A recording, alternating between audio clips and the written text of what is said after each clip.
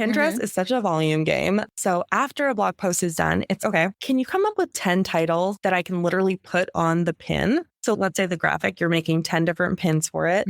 Each one can have different words instead of just you copying and pasting the blog title because you're short on time and this is the fastest way to do it, right? ChatGPT can give you a unique Raising my hand. pin, right? We're all guilty of this. And then, to take it further, you can say, can you pull out the best one-liners for this? Turn that into a carousel post. Can you rewrite this into an email promoting this blog post or podcast episode or whatever it is?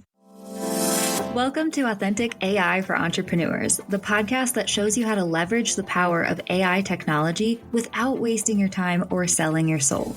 Let's embrace making AI work for you.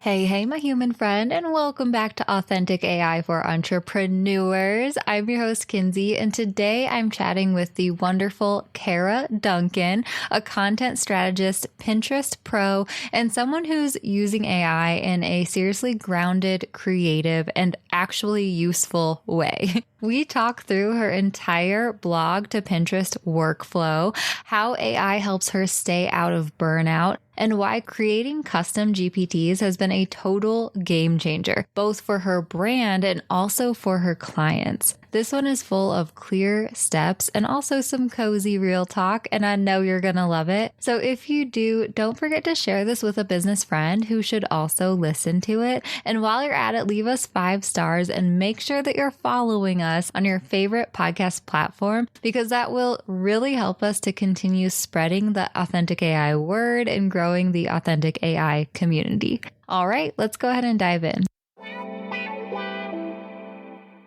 Hi, Kara. Thank you so much for coming on Authentic AI for Entrepreneurs, lady. Hi, thank you so much for having me. I'm so excited to be here, actually. Yes. Oh my gosh, I can't wait to geek out about AI stuff with you. But before we dive in, can you please just share with us, who are you? Tell us a little bit about yourself. Yeah, absolutely. So I'm Kara. My business is the Kara Report, and we are a very small marketing agency that specializes in blogging and Pinterest management for fellow, mostly female founders and entrepreneurs, which is so fun. And basically, our vision or what we're trying to do is help women get their businesses found in a more sustainable way than, a lot of us are using social media for. So yeah, I'm excited to chat about it today. Oh, I love that. And when it comes to AI, I'm sure that this is playing a big part for you. So tell me, when it came to AI tools and getting started using them, what did that look like for you? Yeah, so actually it's been so interesting because I started using Jasper before ChatGPT was a thing. And I feel like ChatGPT is coming up on its second year. So I was probably using Jasper for a year or two before. And so it's just been really interesting as AI becomes mainstream to watch things like, I don't know, honestly, if I'm being honest, ethical concerns and things like that pop up when you're using it in a vacuum, you don't really think about any of that. I'm just oh, Jasper, I can enter my client's website and it just writes in it. So that was the first experience for me, which for people that don't know, Jasper was also really expensive compared to the very, very affordable AI tools I feel like that we have now. And it was more templates. As Kinsey talks about on the show, it's you can use ChatGPT and other more general AI tools for literally anything. Yes. And oh my gosh, yeah, it's so funny that you bring that up because I remember someone telling me about Jasper. 2 years I started using ChatGPT and getting all into that. And literally that's what stopped me from using it, is because I was I can't pay for another subscription. Yeah. And then also it was it was one of those things where I do feel confident I like to write. I feel like I have that quirky tone of voice sometimes that it's just fun for me to write. So I was I don't need a copywriting tool. Why are you telling me this? Yeah. And then I, of course, a few years later, figured out, ChatGPT can really help us to boost our productivity without sacrificing the authenticity or even taking the fun out of writing. Whereas not only is my brand going to be turned into this robot, but also am I going to lose that creative spark? Am I going to not be having the joy in my day where I find it, those little pieces where I find joy in my work? And I found it to be the opposite. How do you feel about that? Yeah, I definitely find that sometimes using AI makes me even more creative because it will say things like, that I'm like, oh, I wouldn't have thought to say it like that. Or even just then it will prompt me or show me like what it was thinking. And then I become more clear on, oh no, I didn't want that. I want this. Whereas maybe I wasn't clear before. So I agree with you. I feel like using AI and just experimenting with AI honestly does make you more creative. And I think it makes the writing better. I'm like you, I love to write too. But sometimes it's like, I feel like as entrepreneurs, we always think about it like this, where we're like, oh, I like to write. But the truth is, I like to write when I have no pressure of deadline, when I can choose the topic, when I can choose the word count or whatever, when I have nothing but time, when my wrists don't hurt from writing 10,000 words in a day. Do you know what I mean? I like to write in these situations, and AI really comes in and helps on all the other time. Right. So the reality is like, we can't just wait for those like perfect times to create content for our business or our client's business and things like that. So I could not relate to that more.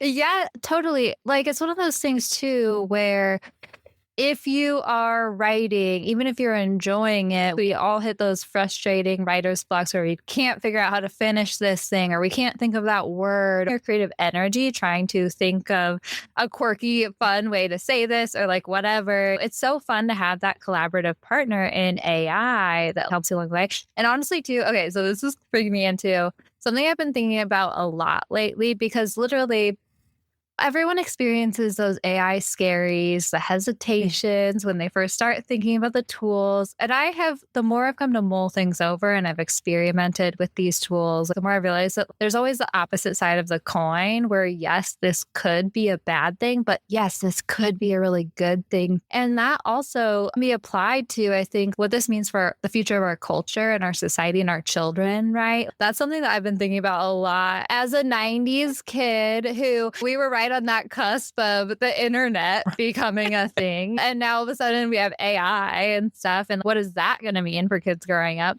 And I literally have found that, yes, AI expands my creativity, but also like it gives us the opportunity to step into more of a leadership, critical thinking role. You were like, sometimes I will put a prompt into ChatGPT and it's confused. And I didn't realize it was confusing. But like, then I take a look back, I'm like, oh no, I give it clarity. I go back and forth with it, and then it understands what I mean. That can be applied then to human relationships too. Like, this is actually allowing us to step more into a leadership role where we're going to be able to give instruction and show leadership to our human team members as well, I think. Don't you think? Yeah, I love the way that you said that, because I could not agree more. I feel like a lot of us, no matter what you do, but like we work in marketing, right? And it's usually the strategy part is interesting, coming up with ideas, even using ChatGPT to help with ideas is like exciting and fun, and trying new things is fun.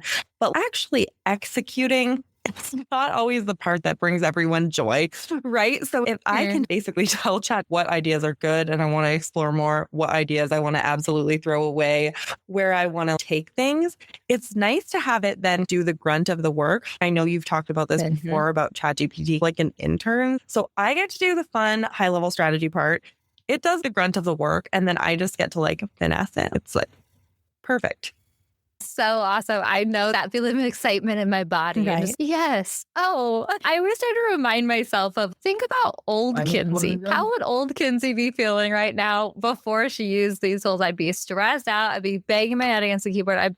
My husband would come home. I'd feel exhausted. Now my husband comes home. Great. I have to admit this to you. I've been quitting work at 4 p.m. instead of 5 p.m. these days to go downstairs and bead and watch YouTube videos. My husband would come home and I'd be like, babe, I need 10 more minutes. I'm still in work mode. I'm stressed out. Now my husband comes home. I'm like beating on the couch. Like, hey, babe, do you want dinner? Like, he's loving it. This is affecting my whole life and my business life. You know? Yeah, that is like such a good point. Like, I just remember so many times that I would literally be like banging my head against the wall. It's like, why are the words not coming to me? And it's, the words aren't coming to you because you've been working 60 hours this week trying to get everything done. And now I'm like, oh, I just get to not have that.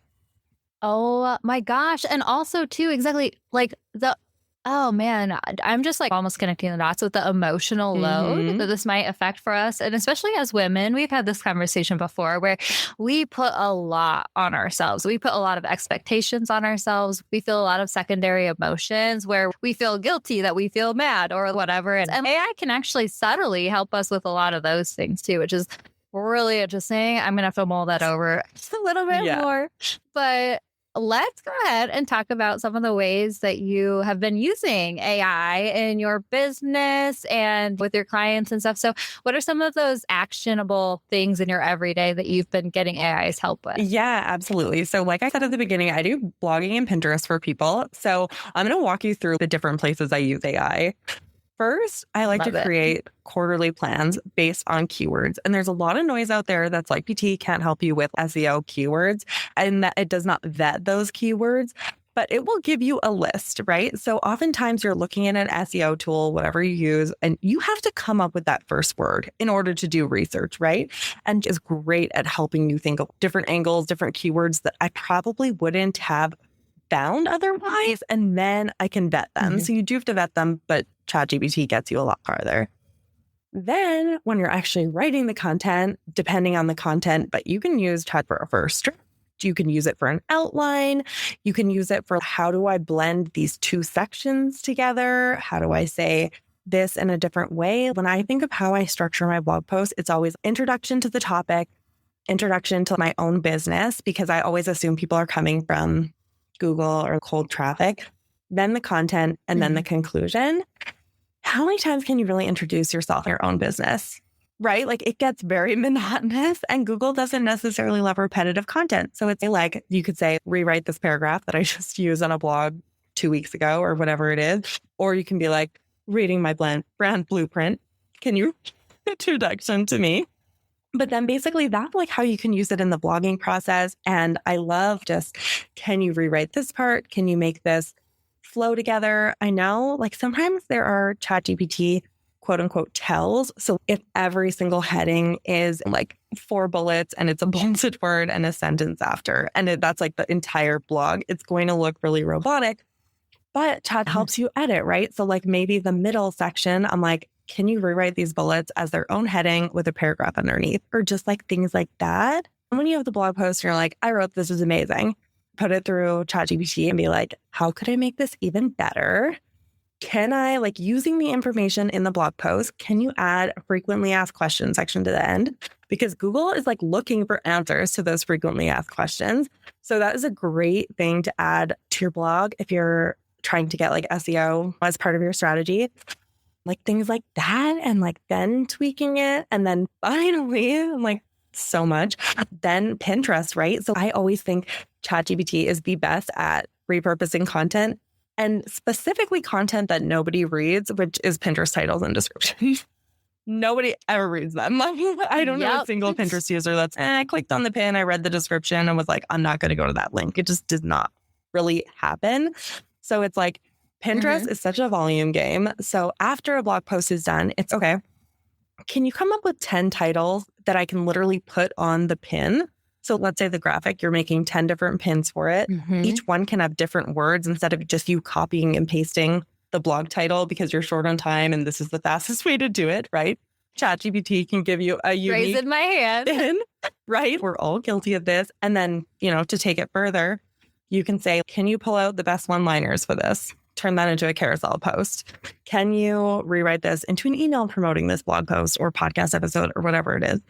That's my very quick A to Z process. Oh my gosh, so quick and so actionable. And I love that so much, Kara. So I also love how you were like using AI to help you along in your work. This is something that I feel like I shout from the rooftops every day. It is like people who think that they're going to go to AI and be like, write me a blog post. And then it writes them a blog post and they just copy paste that into their blog. It's be like, nice if that worked. Yeah. But it's also not rewrite this blog post. It's like rewriting sections of the blog post, expanding. It's a collaborative process using your human expertise still. And that's where you will get the best results. And also exactly, that's how you make the blog still feel strategic for you and your business, Google's like restrictions and things like that. Like a little bit better than ChatGPT, let's be honest, because it is behind on strategies when it comes to, and also like Instagram hashtags, for example, and Use stuff of like emojis. that. Right? But, oh my gosh, I know that made me laugh so much. Did you see my story the other day that I shared that was like, guys, the new, what is it, Canvas feature of ChatGPT has an add emojis button. No one needed that. Added emojis. It got rid of, it did the thing that your grandma does when you're like, what in the world? And you had the sentence, what in the world? But when ChatGPT adds emojis, it gets rid of the word and adds a world emoji. No one can read that. It's like features nobody wanted, nobody asked for. It is really funny to me how out of touch some of these AI tools are and stuff. But that's why a lot of times people will use, and I have never used it, but there's similar tools out there that are powered by an AI, but they're like, we make it easier because we have the prompt templates. All you have to do is say, write me a caption. And then we have the caption template. It'll just spit out the caption. But I'm like, I don't like that because it's still generic and it's still not me. Like, I'd rather use just the AI tool myself and be able to control that. You know what I'm saying? Yeah, I feel like those kind of tools that are like in the tools you're already using are like really great starter tools, right? If you're nervous about getting into AI. But if you're listening to this podcast, it's like, Kinsey makes it so easy. Just use ChatGPT, honestly. It is where you want to get to eventually because it is very hard to get a custom answer from those tools. And even I would say, like, we can talk about this with Jasper. Jasper talked about clients' voice in like a client's voice or your voice or whatever based on your website URL, which I don't know what was going on in the back end. I'm assuming it like took a snippet of your copy, summarized it as AI does. But what's nice about ChatGPT and custom GPTs combined with Kinsey's brand blueprint, which I'm just going to plug here because I'm a fan. It's like I literally have custom GPTs for all of my clients. And it's not just how do they sound, like they frequently use an M dash and alliteration or like whatever kind of thing. It's okay. Now you know my clients' offers, freebies, what like who they're trying to help and stuff. Because again, I feel like this goes back to the first thing that I said, where it's like when we think of prompting ChatGPT or writing, it's like we think about it in like best scenarios. Like I sit down and ask ChatGPT, like these are the things that always kill me. Not that I don't see value in them, but it's who's actually doing this. Is it you'll be like, tell ChatGPT to ask me 20 questions before you like move on to the next prompt. And I think that's so valuable. But who is actually doing that in every chat window? Give me a break. Who has time to do that? So it's like, for me, I always think of prompting right for my ideal client who is brand designer or whatever it is. And it's like, that's all the information I'm realistically giving ChatGPT when I'm doing something quickly. So having these custom GPTs is you have everything. And like you have it where you can use it over and over again without the chat window getting slow or forgetting things or yeah.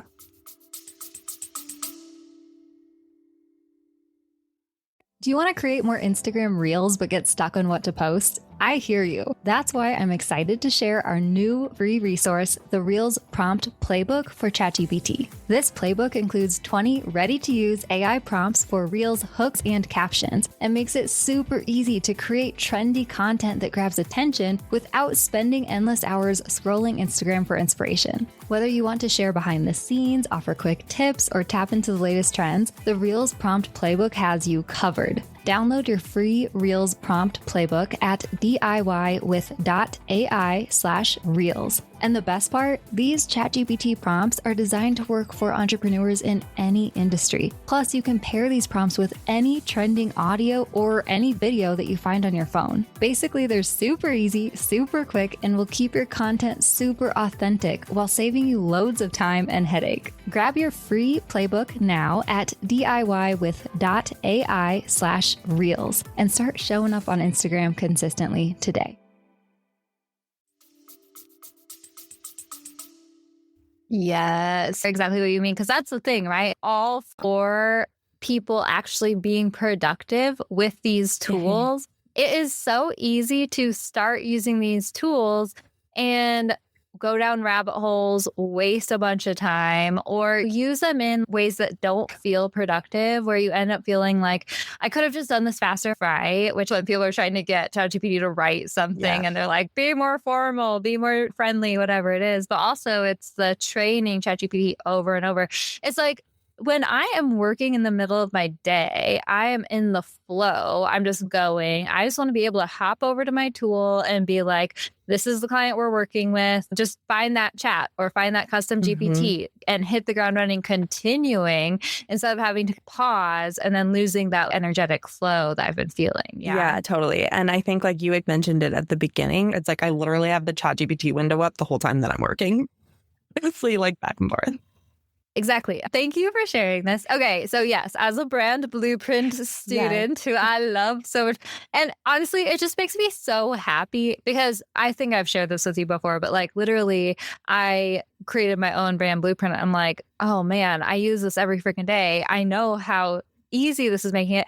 And then it makes me so happy when my students are like, yes, it's really great. It's so easy. So share with us how, I know you said you've been like not only creating that brand blueprint, but you created brand blueprints for your clients and then the custom GPTs. Like, what does that look like for you creating a brand blueprint with your clients? Did you collaborate with them or tell them anything about that? Or was it just the back end for you? Yeah. So I would say it's all on the back end. So like when I worked through my own brand blueprint, I think it took about 4 hours, which is what you had said that it would take. So like it wasn't a surprise, but what did surprise me, I would say, is like how much I felt like I learned more about my business. And honestly, I feel like as you're doing it, like you're like, yes, I knew I felt that way, but I feel so much more like confident with how ChatGPT is like spinning it out. It's, oh yeah, it's really getting it, which makes me better at explaining it.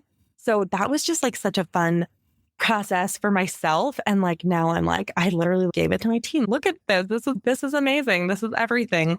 And then for clients, honestly, I would say like a brand blueprint light approach where I did a super quick, the brainstorm part, and then just put it into ChatGPT. And to be fair, I don't know if the mission statement I have on their brand blueprint is the same mission statement they have behind the scenes, to use an example. But like, it doesn't really matter for the sake of ChatGPT, like what I'm creating, because I'm not asking it to spit out a mission that is going to be like public on their website, right? It's like, I'm just like generally telling them, like I'm copy and pasting their sales pages for their services into ChatGPT so ChatGPT can understand it. And if it's not, maybe then like for how things fit in your offer suite, just another little example. It might not be how my client thinks of it fitting in their offer suite, but the fact that ChatGPT has that perspective makes everything smoother. And then I edit it and finesse it. And then let's be honest, anyone that does this work for clients, you send it to clients and then they further finesse it, but just gets it that much closer, less work for everyone. So good. Yeah. Oh man, I love that. Thank you for sharing like about the process too and the insights that you found out. Cause I had that same experience when I was creating my blueprint. So special. I felt like I was special. I felt like everything in my brand makes sense in that. I was like, yes, it does all fit. Yes, this is who I am, you know? And then getting those fun little insights about who I think that so guys, part of the brand blueprint, I think the third section with your brand voice and writing style, you go through your archetypes, like your brand. And I think mine was like rebel, one of them. It was like, of course, girl next door. And I think like the sage, the teacher, or something. And then rebel. And it's like, I am a rebel. Hair flip. ChatGPT really do you remember gets your me. art at all? That's so funny though. I am like obsessed with personality. Yeah. So if you can't tell, I loved it and stuff. But yeah, it's so interesting, like getting to know more about yourself. And like you said, then you almost can more confidently share your own message. And then thinking about how that can apply to clients too. Because I work with some clients on content creation and repurposing one-on-one. And it is so nice for the tasks and like being able to understand who they are and really get into their heads and then be able to use ChatGPT to then expand and all that different stuff. It's so nice how we can use these tools in a way where it's not write me a caption, in a way where it's understand me and then help me create or repurpose. And I would also say to anyone listening that's like on the fence about buying brand blueprint and like thinking of how they would use it for clients, I was like very precious with creating my own, right? Like I spent about 4 hours on it. For clients, I think it was like an hour. I'm like, good enough. Yeah. And the results are so much better. better.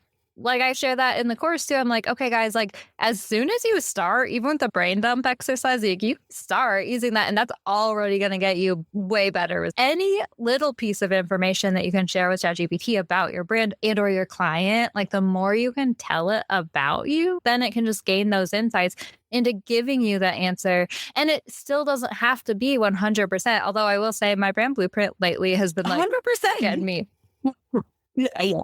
I used to be like proud being like, guys, I've never copy pasted a caption straight from ChatGPT. I have copy pasted a few captions now because still going through them of being like, I don't see any tweaks that I really feel need to make. Yeah. You know? And I love the permissions little. I'm not going to tweak something just to tweak something. And honestly, like I love the file upload feature in ChatGPT. And I feel like I'm like uploading more and more things to it. Like I was talking about Pinterest titles and descriptions, and I have like spreadsheets of keywords for all my clients. And it's just upload the keywords and be like, use these, create boards, create titles and descriptions, like use these keywords that I manually found.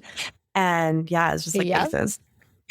Oh, gosh, yeah. I would like literally talking about the file upload because you can upload any file, which I have to keep reminding myself that too. Because sometimes I'm like, wait, why am I copy pasting this? Like often I've been using screenshots so much lately on my computer. I don't want to explain this or type this out. I'm just going to screenshot this and be like, this is what we're working with ChatGPT. Work. Yes. Oh my God. I love screenshots. Yes. So many good uses for the screenshot thing. And one of the things, not necessarily file upload, but for anyone listening that hasn't done that, is what I love about ChatGPT is like the input doesn't have to be perfect. Like I'm copying transcripts that have like spelling errors and whatever, and like it figures it out. Like it's so like brain dumpy and like it gets it. It gets it. Yes. I know. I think that I'm so glad you brought that up because I think that's one of the reasons that people sometimes hesitate to ChatGPT and or to do anything like training ChatGPT because they're like, it just feels so much to have to write 2 paragraphs about your brand that are like professional and in complete senses and stuff. And I'm like, guys, no, just brain dump. Like it doesn't even matter what you tell it. Anything you tell it is going to work well and get you to give you better answers. So I'm glad you said that too. That we can't let that be like stopping us from using it in this way, you know? Fully. Oh my gosh. Okay. So 2 questions in a custom GPT and like, how are you using those? I know you said that you have different GPTs for each of your clients and stuff. What have you found using them? Or do you have any tips for using Honestly, them? I feel like most of the time, so like I literally just like whatever prompt you have, I wouldn't even know it because it was like I copy and pasted it right from the cord and uploaded the GPT. And like, I know sometimes people have different GPTs for like email writing, caption writing. I don't have any of that. I just have one per client. And usually GPT will just reference the information. If it spits out something that I'm like, where did this even come from? It's, can you reference the brand blueprint attached in your GPT? And then it's like, oh yeah. Oh wait, I have all this info. Yeah. Oh gosh, that's so funny. I know what you mean, where you're like, no, I think that's good to share the first time. And literally, instead of getting frustrated, all you have to do is remind it or be a little bit more clear with your instructions. But yeah, I'm glad that you said that too, because I think I interviewed a woman recently who was sharing how I have my GPTs for my different, tasks in my business, which I totally get if that's the way you work. I think it's so cool, especially if you're using it for yourself. But like for me, with all my clients, like I would have 100 GPTs. I'm not saying there's not value. It's just like I could not do that. And also too, so I've been mulling this over a lot lately since she told me she was using it like that. And I'm like, to me, in my brain, it makes sense to have the persona trained and then the tasks that I want it to do. If it's like specific repeatable tasks, sure, like I could maybe create different GPTs for all that different stuff. But like the tasks I want it to do make more sense for me to do it within a chat window in a way instead of having it trained on that or something. I don't know. I'm still playing around with this. And obviously it depends on the kind of content you create. But when I was talking about my workflow about starting with a first draft of a blog post, taking it through to Pinterest and an email and pulling out the one-liners to use whatever, it's like I do that all in the same chat, right? So it all has that reference and I can't imagine switching chats. I can appreciate the value because then you don't have to remind it. Pinterest titles don't need emojis or whatever. But yeah, for me, that's what makes sense. Yeah. Oh my gosh. Okay. Oh, that is perfect because that brings me back to the question that I didn't want to let you go before I asked, which is like back when we were talking about Pinterest titles and stuff. But I know that's where I sometimes get hung up with Pinterest, where it's like, there's a difference between the pin title on the pin graphic. And the pin graphic text is almost what you need to be like more relatable, and versus like the pin title maybe is a little bit more SEO based or like keywords and stuff. Exactly. But do you have any tweaks or like words that you use when prompting ChatGPT to do the pin graphic titles and stuff? Like, because that's where I struggle for whatever reason. I'm like, what is going to capture people's attention and make them click through and express that to ChatGPT? You know what I'm trying to say? Yeah, totally. And sometimes, so like I'll always ask for like short clickbaity titles. And like usually I'll have to give it a keyword. And then sometimes I'll be like, can you come up with titles without colons? And come up with different angles and a negative angle and like things like that on this topic. So yeah, just like, it sounds like it's a lot of work, but it takes 3 seconds and ChatGPT gives you 20 options. You choose 5 and you're good. Yeah. And if it is like a repeatable task, you can just, once you tweak the prompts, try a few different things. And then once you find that prompt, that's what I love about ChatGPT too. I'm like, sometimes like tweaking prompts is fun for me because I'm like, what prompt can I then just be my go-to prompt for this? Yeah. I love what you said about, can you please write different perspectives, positive and negative. You could even have a list of different like key points that you want to hit based on clickbaity titles. Or love it. I'm going to play around with that for sure. Kara, is there anything else that you would like to share with our audience today before I let you go? Oh gosh, I'm trying to think. I think that's probably everything that I use ChatGPT for. Just, repurposing everything, first drafts of everything, the little worker bee behind whatever I want to do. Yes, I love it. Okay, thank you so much. I've gotten so much out of this conversation. Could you share with everyone how they can connect with you and find out more about you? Yeah, of course. So I'm Kara, the Kara Report, and thekarareport.com. Super easy. I also have my podcast named The Kara Report. I'm going to probably change one of them eventually, but that's where we're at right now. And business and marketing all the time, mostly focused on Pinterest and blogging, but deeper than that, like sustainable, long-term search-driven strategies. I'm very pro AI over here. So thank you for having me. How great was Kara, you guys? I really enjoyed chatting with her, and she truly shared some awesome, actionable tips that I know we will all try to implement. So if you loved this combo as much as I did, make sure that you share this with a business friend who should also listen to it. And why not send me a message on Instagram? I'm at Authentic AI for Entrepreneurs. Let me know that you listened to this episode and what you loved the most from it. I would absolutely love to hear from you. All right. I hope you have a wonderful rest of your week, and I will catch you next time I catch you. Thank you so much for tuning in to Authentic AI for Entrepreneurs, my friend. If you enjoyed this episode, don't forget to subscribe on Apple Podcasts, Spotify, or wherever you listen to your shows.